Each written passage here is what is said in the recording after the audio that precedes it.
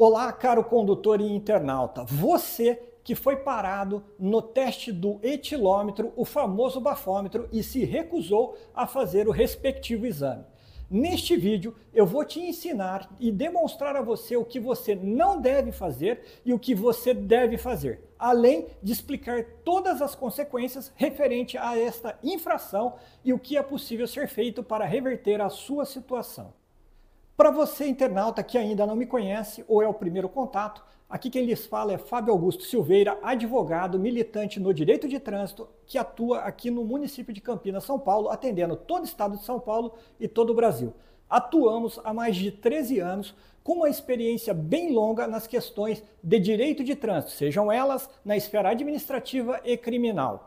Inicialmente, é importante que você saiba que a recusa ao teste do etilômetro, uma única recusa, já gera a infração de trânsito e essa infração ela é autossuspensiva, condutor. O que significa isso, Fábio? Significa que essa multa, além de gerar um pagamento de um valor alto de aproximadamente R$3.000, ela ainda vai gerar um processo de suspensão na sua CNH.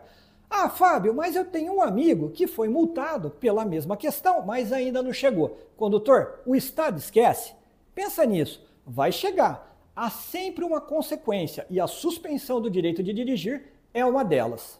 Todo mundo acaba perguntando o que é uma multa autossuspensiva. Condutor, multa autossuspensiva nos remete a um exemplo clássico. Imagina aquela situação que já lhe causa um impedimento de dirigir. Você não poderá continuar dirigindo. Bom, um exemplo claro é, imagina um jogo de futebol cujo atleta leva um cartão vermelho. Ele fica suspenso para a próxima partida. No caso do processo de suspensão da CNH por recusa ao teste do etilômetro, são 12 meses que você não poderá guiar. Não poderá guiar. Fábio, e se eu for pego dirigindo, se eu mesmo assim desobedecer essa ordem administrativa e guiar, o que vai acontecer? Se você for flagrado dirigindo, será instaurado um processo de cassação da sua CNH, muito mais grave do que este processo que você está enfrentando neste momento, e você ficará então 24 meses sem dirigir e tendo que voltar para a autoescola da estaca zero, fazer lá exame médico, psicotécnico, prova teórica, prova prática. É uma situação muito grave, enquanto que na suspensão da CNH, ao término dos 12 meses, você necessariamente terá que fazer um curso e uma prova chamada reciclagem. Mas não é só. Além das questões anteriores, também tenho que observar a vocês que no artigo 307 do Código de Trânsito brasileiro existe uma situação de eventual responsabilização criminal quando o condutor, com o direito de dirigir suspenso, acaba dirigindo. Há sim a possibilidade de uma implicação criminal, porém discutível no caso. Mas não é só também. Existe a questão de você, condutor, proprietário do veículo, emprestar o carro para um parente, para um amigo, para um funcionário e sofrer uma infração de trânsito no momento em que você está suspenso, o que automaticamente, quando não indicado o condutor, gera sim também o processo de cassação.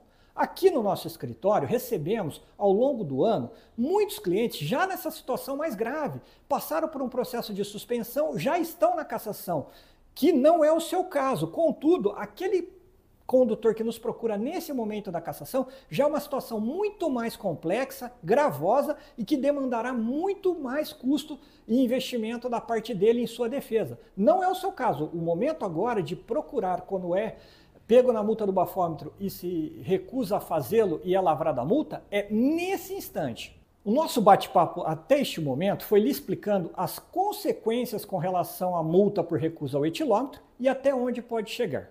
Neste momento, você tem dois caminhos a serem percorridos.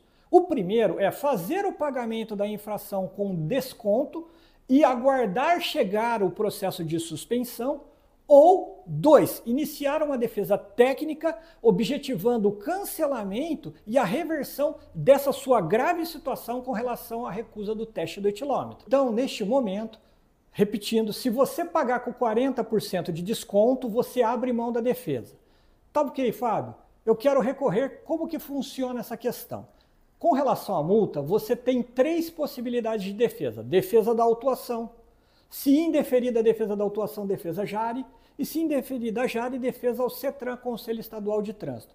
Muito importante lembrar a vocês que, em caso de sucesso e deferimento da defesa administrativa, não irá gerar o processo de suspensão da CNH, porque vencida a multa, não gera então o processo de suspensão da CNH.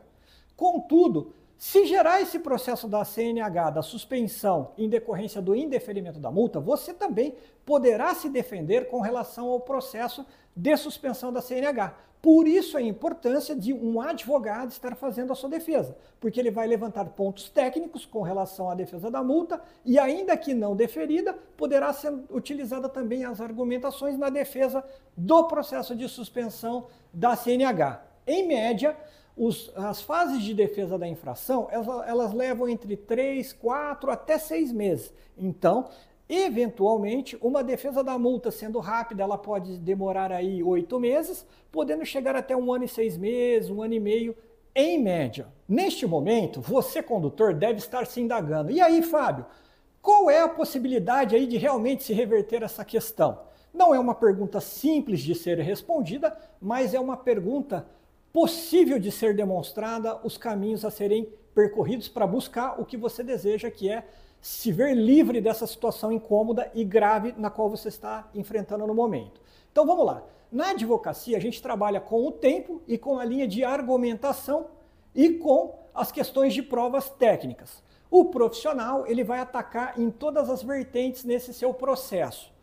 O tempo ele é razoável com relação a uma eventual prescrição, a uma eventual decadência e até mesmo sendo benéfico para que você possa se organizar enquanto se defende para, em caso de total insucesso, no momento futuro cumprir a pena, mas de uma maneira organizada. E a melhor delas é a questão de vencer pela linha de argumentação, ou ainda assim conseguir reverter por uma falha processual da administração pública, e por que não também em conta de um raciocínio que é desenvolvido no curso da sua defesa, pelas prerrogativas que os advogados têm, no momento de uma sustentação oral, de uma argumentação específica junto ao órgão da administração pública.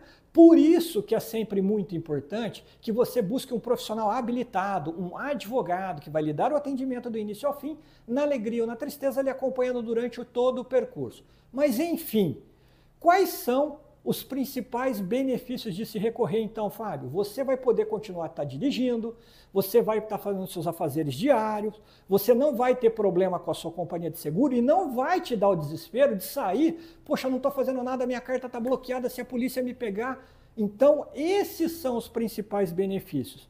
E na internet, hoje em dia, a gente verifica muitos extremos, e o extremo nunca é razoável.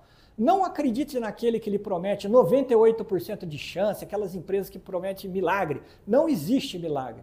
Existe uma defesa técnica que vai buscar, dentro da razoabilidade das leis e da questão fática específica do seu processo, possibilidades de reversão. É um trabalho árduo, contínuo e que sim, gera resultado. Senão, nós não estaríamos há mais de 13 anos trabalhando com boas avaliações no Google, com bons clientes nos indicando aí a terceiros. Então sim, há possibilidade de sucesso, mas o trabalho tem que ser sério.